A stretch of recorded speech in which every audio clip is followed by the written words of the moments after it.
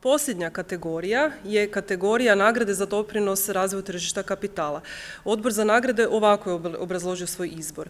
Uspješan IPO, jedna od najvećih IT kompanija u Hrvatskoj, prve IT kompanije uvrštene na burzu nakon 18 godina, prikupljeno je preko 100 milijuna kuna kapitala i u vlasničku strukturu ušlo je preko 1000 novih dioničara.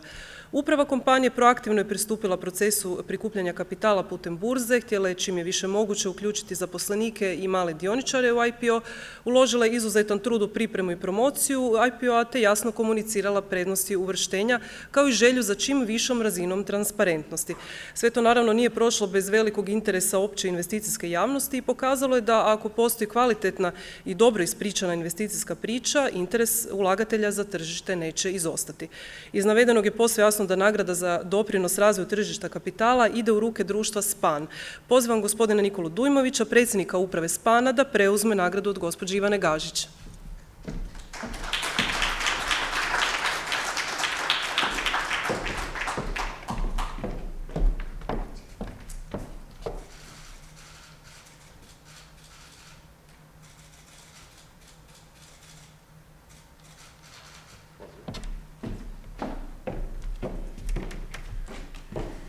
Dobar dan svima, neću pretjerivati tako kažem da nismo ovo očekivali. Mi smo ta kokoš koja je ušla u lisičnjak, nismo znali, stalno su nam govorili to što vi mislite da, ali to vam niko ne radi.